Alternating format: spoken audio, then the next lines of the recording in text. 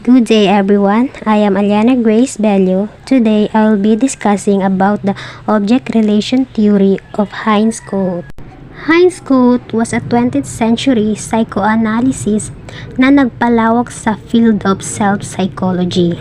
Si Kohut ay ipinanganak and raised in an upper middle class assimilated Jewish family sa Vienna. Si Kohut ay ipinanganak noong May 3, 1913 sa Vienna, Austria. Siya ay homeschooled until the age of 11 in 1924 when he entered public school. Si Kohut ay nag-aral ng European literature while learning French and Greek. Katulad kay Freud, si Heinz Kohut din ay nag-aral ng medisina sa Paris. In 1937, ang kanyang ama ay namatay and he was troubled. He first went to a psychologist for treatment but later, humingi siya ng sought psychoanalysis mula kay August Acorn. Si Acorn ay isang lubos na iginagalang na analysis at siya rin ay close personal friends nina Sigmund at Anna Freud. The success of his analysis greatly interested Kohut himself at humantong sa kanyang pagiging analysis as well. Si Kohut ay nagsilbi bilang American Psychoanalytic Association noong 1964 at Vice President ng International Psychoanalytic Association simula noong 1965. A staunch defender of traditional psychoanalytic theory, madalas minsan tinutukoy ni Kohut ang kanyang sarili bilang Mr. Psychoanalysis. Although later in his career, tinanggihan ni Kohut ang structural theory ni Sigmund Freud and Kohut developed a new theory of the self. In the final week of his life, knowing that his time was at an end, si Kohut ay gumugol ng maraming oras hanggat kaya niya, kasama ang kanyang pamilya at mga kaibigan. Kohut fell into a coma on the evening of October 7, 1981 and died of cancer in Chicago on the morning of October 8. So, after we tackle about the background of Heinz Kohut, let's proceed to his objective or his theories. Self-psychology. It is a psychopathology as being the result of disrupted or unmet developmental needs.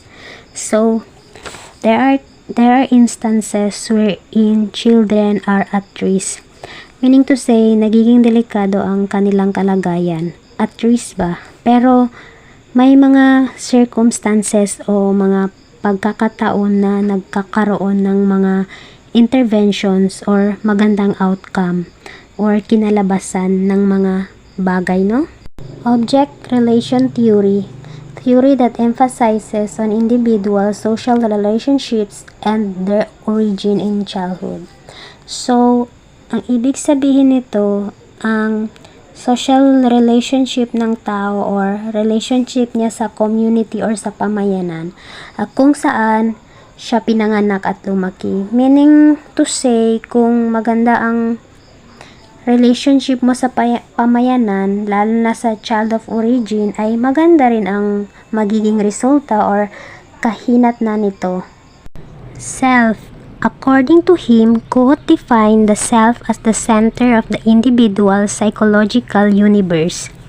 So, kung ang kapaligiran sa pag-unlad ng isang bata ay appropriate, a healthy sense of self will develop, and generally, the individual will be able to maintain consistent patterns or experiences and self-regulate throughout life. So, ibig sabihin, kung tama o angkop ang developmental environment ng isang bata, basically, they will develop a right, maintain consistent patterns of experience. But when individuals are not able to develop a healthy sense of self, they may tend to rely on others. In order to get needs met, this order called self's object because they are outside the self and self-objects are normal part of developmental process. Self-objects, they are persons, objects, or activities that complete the self and which are necessary for normal functioning. Self-objects, which are objects that an individual experience as being part of oneself. These objects ay maaari ding kabilang ang mga tao. Halimbawa, maaaring makita ng isang baby ang kanyang parents as an extension of self. Two kinds of self-objects: mirroring self-object and idealizing self-object. Mirroring self-object, it is usually the mother who serves as the self-object. This self-object admires the child's strength, health, greatness, and specialness. Dito sa mirroring, it means siya yung nanay na nakakaintindi sa needs and kakayahan ng bata. Siya ang nakakaalam sa strength, health, greatness, and specialness ng isang bata. Alam ng ina ang kakayahan ng bata dahil siya ang nag-alaga dito. In Kohut's term, ang mirroring ay nakakatugon sa malusog na pangangailangan ng bata. Halimbawa, ang isang bata ay umuwi mula sa paralan at ipinakita niya sa kanyang ina ang kanyang drawing. Kaya ipinakita ng bata ang kanyang drawing sa kanyang ina kasi gusto niyang makatanggap ng feedback or papuri mula sa kanyang ina. Second self-object is idealizing. Idealizing, either of the parents serve as this self-object. This self-object exhibits perfection, power, strength, calmness, and care. Dito sa idealizing, ang mga bata ay nangangailangan ng isang tao na maaari nilang i-admire and i-idealize, and from whom to gain beliefs, values, aspirations, and strength. Idealized self-object experience ay nag-aalok sa mga bata ng calming, soothing regulatory functions as well as the foundation upon which to establish ang kanilang mga ambition and goals. Ang isang halimbawa nito ay makikita sa mga bata who run to a parent for comfort after mahulog and being injured. In addition to having someone na maaari nilang lapitan for comfort, children also need someone from whom they can develop beliefs, values, ambitions, and goals that would go on to guide them through life. Empathy. It is a tool for psychoanalysts to collect data from their patient. Empathy is the most important therapeutic tool in self-psychology dahil ayon kay Kohut, makakatulong ito na i-undo ang ilan sa mga pinsalang dulot ng hindi natutugunan ang developmental needs. Naninindigan si Kohut na ang empathy mismo ay maaring magkaroon ng healing effects, but also notes that empathy can be used as an intellectual tool to gain more useful information and develop effective therapeutic strategies. Alter ego or twinship needs second self, which is distinct from the original personality. In twinship self-object experience, the child experiences a sense of likeness to caregivers and important others. For example, yung maaring piliin ng bata na magsuot ng damit na color as her mother. Yung gusto niyang magsuot ng damit na pareha sila ng kulay ng kanyang nanay. Twinship experiences provide children with the sense of belonging that most crucial throughout one's life. Kohut began to develop a view of the self with 4 basic components, beginning with the nuclear self, a biological construct that infants are born with. The virtual self is an image of the baby retained by her parents. It is an instinct. Instinct yung automatic feeling ng nanay sa kanyang anak, pati ang anak sa nanay. A newborn baby has a close relationship with mother.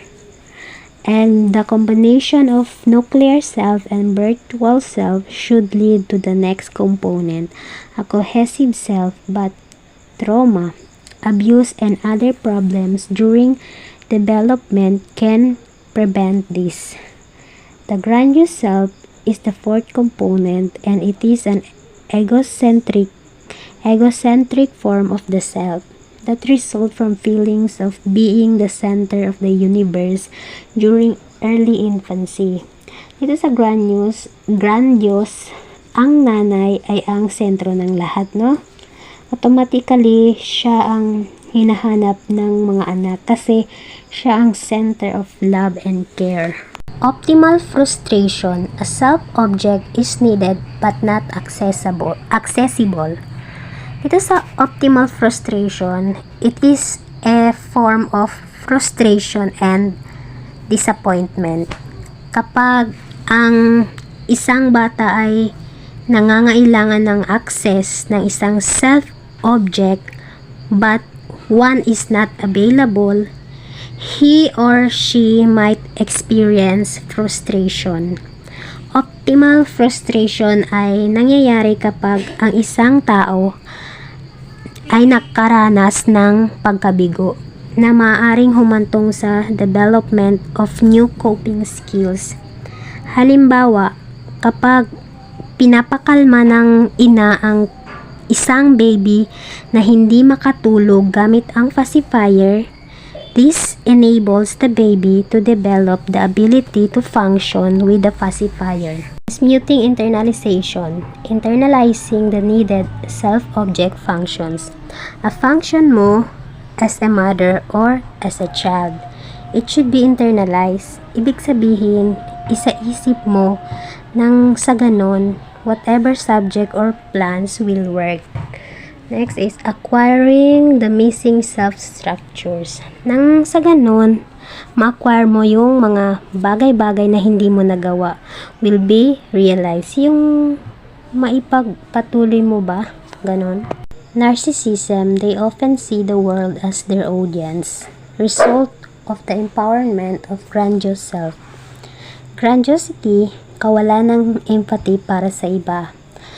Labis na pangangailangan para sa atensyon mula sa iba. At labis na pagpapahalaga sa sarili. These are terms na karaniwang ginagamit to describe narcissistic personalities.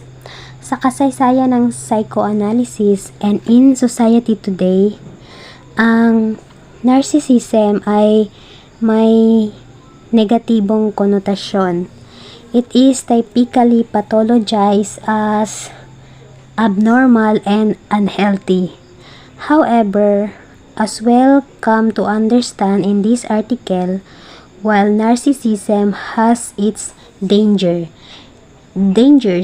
it also has important necessary values.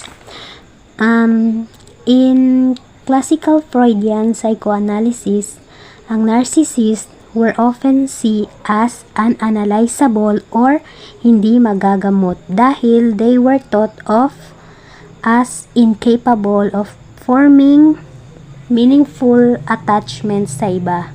Without the ability to form meaningful attachment to the therapist, narcissists were considered unable to mobilize the so-called transference relationship.